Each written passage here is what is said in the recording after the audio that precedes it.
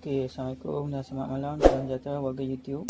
Okay, sama saya lagi di channel saya. Okay, kalau korang support saya, subscribe channel saya.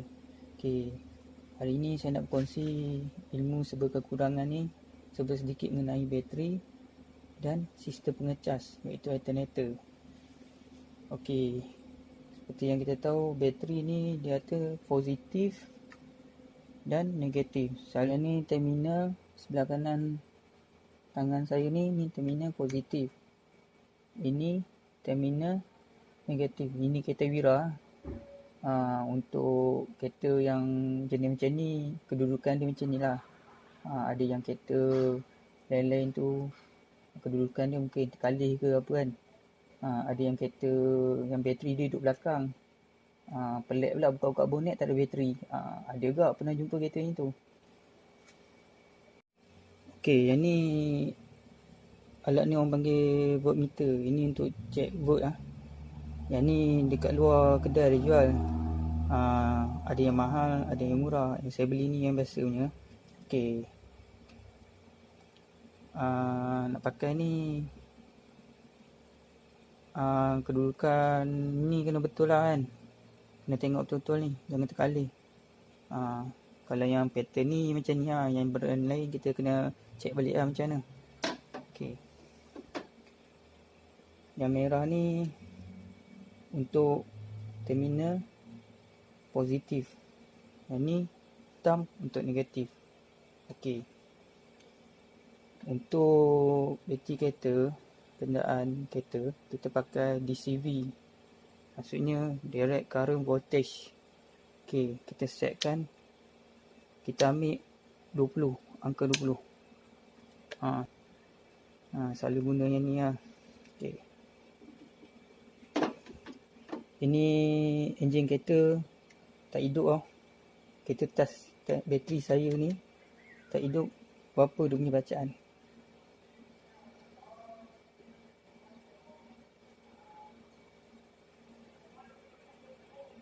Okey. Kat situ bacaan 12.9. 12.9 ketika enjin kereta saya tak hidup. 12.9. Okey Okey, sekarang saya dah start kereta saya. Kita tengok pula berapa saya punya bateri saya punya volt naik time engine start.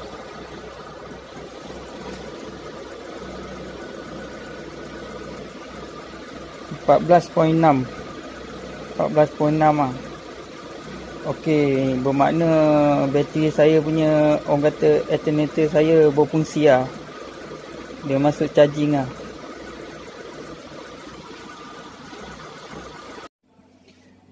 Maknanya alternator saya okey lah, ada cas lah. Selalunya 12.0 volt atau 12.5 volt bateri dalam keadaan baik lah, time engine tak start. 11.0 hingga 11.9 volt time engine tak start tu, aku rasa low tu, kena check balik lah. Mesti ada problem tu. Kalau 11 volt ke bawah tu something lah, memang tak elok lah. Kena check lah tu. Itu time bacaan volt ketika enjin tak hidup lah. Bateri ni setakat ni yang aku tahu ada dua jenis, bateri basah dengan bateri kering. Okey, aku cerita bab bateri basah tu. Bateri basah ataupun sel basah selalunya dia gunakan air bateri. So korang kena rajin cek air bateri lah kalau kekerapan penggunaan kenderaan korang ni. Lepas tu kena penjagaan rapi lah. Maksudnya air bateri tu kena selalu cek lah.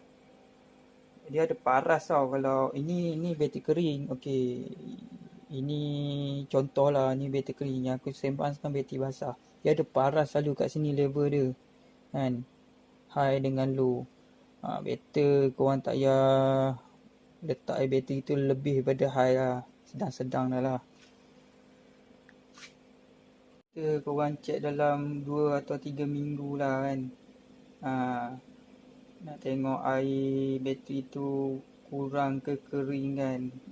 Dia kena penjagaan rapi sikit lah bateri basah ni. Bateri ni pun kalau basah korang kena kata kalau time check tu korang kena tengok lah. Kadang-kadang dia ada kembung kan. Kembung kat kawasan ni kan. Tengoklah kalau dah terlampau lama dah lebih pada tarikh khidmat dia. Okey, kat sini aku nak share lah, kalau bateri basah kan, bateri kering sama juga. Kalau lama tak start apa penggunaan dia lama kan, dia akan ada habuk macam tepung-tepung putih kawasan ni. Benda ni kalau kita biar charging daripada power pengecas alternator dia tak masuk cas ke bateri lah. Okay, solution dia kat sini orang panggil oksida lah. Solution dia kat sini sebut putih. Solution kat sini korang kena bersihkan terminal yang kotor ni lah daripada sebut putih lah, oksida tu. Selalunya aku jirus air panas yang mendidih tu. Lepas dah jirus aku akan buka terminal ni, aku akan sapu grease. Tak pun selain pada jirus air panas, aku akan sembur daru 40. Itu cara akulah. Pemain lain tu mungkin cara diorang lain.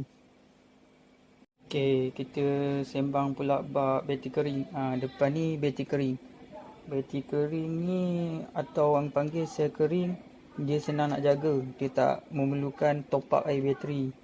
Tak payah risau nak tambah air. Memang tengah sel kering ni tak ada ruang air bateri dekat ni. Tapi ada setengah ada aku bisa jumpa, tapi dikenali bateri kering lah nama dia. Memang khas untuk bateri kering, tak payah top up air. Bateri kering ni jangka hayat dia dah habis dah, tak ada cara lain lah, tukar je lah. Kalau dah lama sangat guna tu kan, dah lebih daripada tarikh tempoh perkhidmatan dia tu, TTP, korang tukar lah. Tak payah nak pergi cas balik ke pakai balik, mengarut lah. Nak elok pun sekejap lah, lepas tu sekejap lagi tersadai tepi jalan. Time parking, lepas tu start kereta balik tak boleh. Dah satu hal pula. Selalu harga bateri kering ni yang aku tengok lah, bagi aku kan, harga dia mahal sikit lah daripada basah. Dia free maintenance kan. Ada setengah bateri kering tu dah ada tempat check light dia kat sini. Nak tengok dia punya, kalau contoh kalau kita tekan light dia hijau tu okey, lebih kurang macam tu lah. Tapi bagi aku lagi minat guna bateri kering. Senang, tak payah nak cara mana. Tapi kebanyakan kereta-kereta baru ni yang keluar semua pakai free maintenance lah, bateri kering. Jarang nak jumpa bateri basah sekarang ni. Kalau ada tu mungkin aku terlepas pandang lah. Tapi selalunya bateri kering lah banyak guna. Macam yang kita tahu, bateri ni banyak saiz. Kita tak boleh ikut steam lah nak bubuh. Boleh je kalau nak bubuh lagi besar. Tapi kadang-kadang tapak dia ni tak sama kan. Kena modi lah. Macam geng-geng kereta Wira kan, nak pakai NS70. Macam Wira aku asal NS60. Ada macam Myvi apa NS40. Ezora 55D23L. Gen 2 DIN55R. Okay, yang itulah yang aku tahu pun. Wajah NS60LS. Wajah Kempro pula NS60LS juga. Yang profile lah. Banyak dia. Kadang-kadang dia tak sama, terminal dia terkalih. Maksudnya kedudukan bateri, tak semua jenis kereta, brand kereta kedudukan dia macam ni. Ada dia kalih macam ni. Korang boleh jumpa lagi bateri duduk kat bonet. Buka-buka bonet depan tengok enjin, mana bateri? Kita tengok bateri dia kat bonet belakang. Aku biasa kena kan. Itu kereta-kereta luar negara lah. Fungsi bateri ni sebenarnya fungsi utama permulaan dia membekalkan tenaga kepada starter motor untuk crank permulaan pusingan enjin, enjin kren. Dia nak jump kren tu bagi enjin hidup. Fungsi utama dia. Lepas tu fungsi kedua dia membekalkan tenaga elektrik kepada komponen-komponen dalam kereta. Contoh lampu depan ni, horn, radio, elektronik yang kecil-kecil dalam kereta tu yang korang pakai tu. Lebih kurang macam tu lah. Okay, aku rasa dah habis kot bab bateri ni. Yang aku tahulah aku share. Yang mana yang ada ilmu lagi lebih daripada aku ni, bolehlah korang share kat komen aku ni. Okay, fungsi kedua je aku nak sembang pasal alternator. Alternator gelak lah. Sorry lah buat video malam tak. Boring, tak tahu nak buat apa. Tu nampak alternator. Dalam tu, ini alternator Wira. Alternator Wira. Okay. Dia digerakkan oleh belting. Belting luar.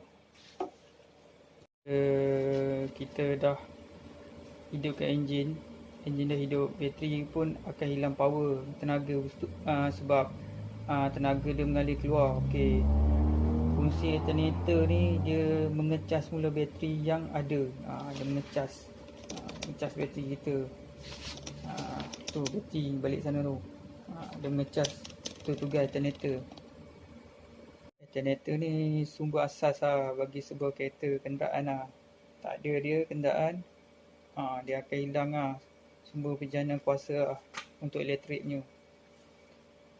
Dia digerakkan oleh belting enjin. Dia menukarkan tenaga mekanikal lah dari pusingan enjin kepada tenaga elektrik. Fungsi dia sama macam dynamo yang kita belajar kat sekolah tu.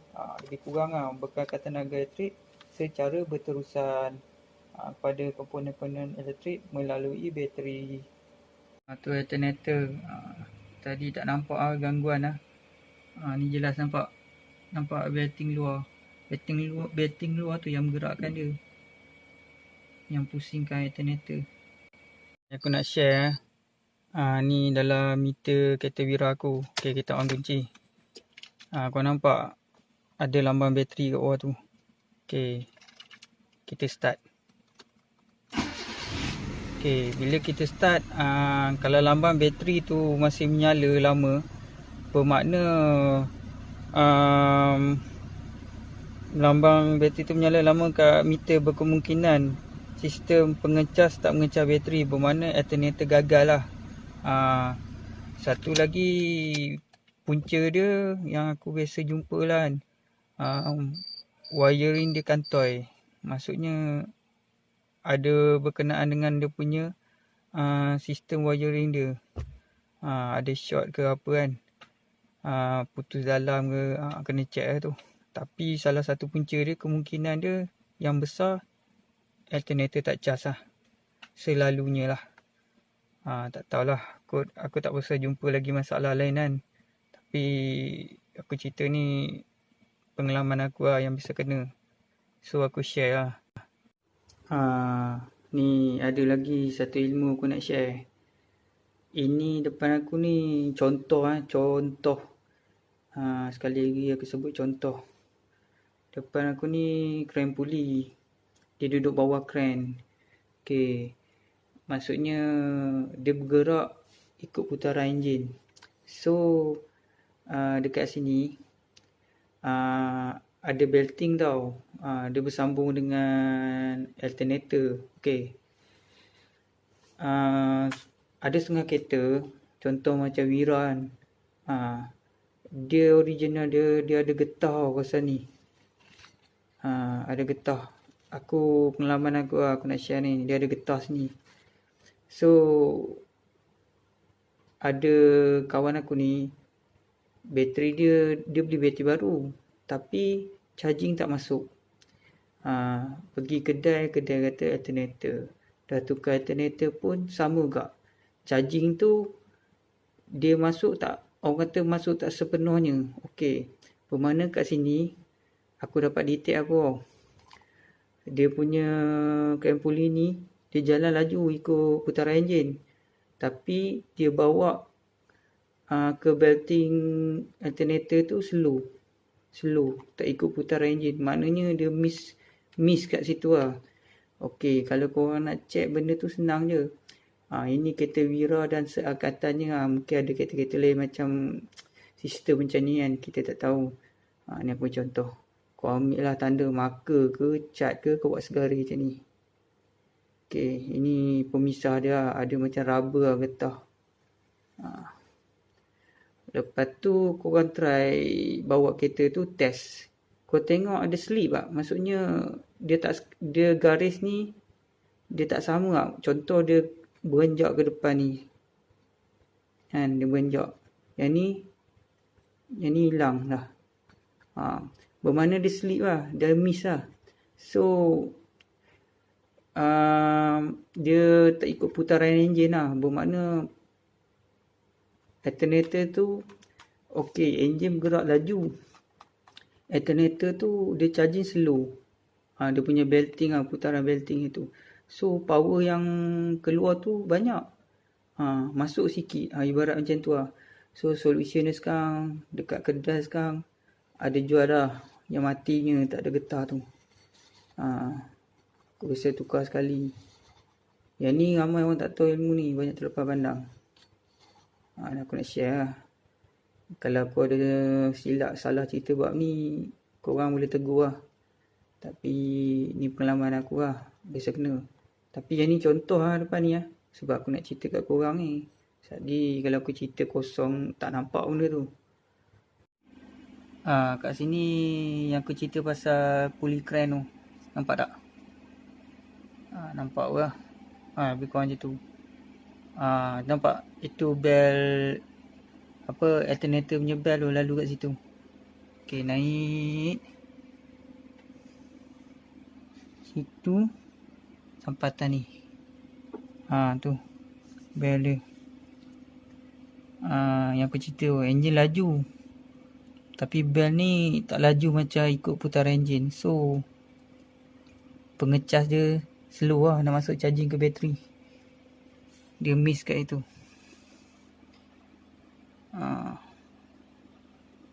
Nampak tu kat situ. Yang tadi aku bagi crank pulley tadi contoh lah, bukan dia tu. Aku rasa setakat ni lah video aku. Kalau aku share ni bermanfaat, korang share-share lah dengan kawan-kawan lain. Subscribe lah channel aku ni. Jangan lupa subscribe. Nanti akan datang ada video-video yang ilmu-ilmu yang aku akan share nanti. Okey, terima kasih sebab nonton. Assalamualaikum, salam sejahtera.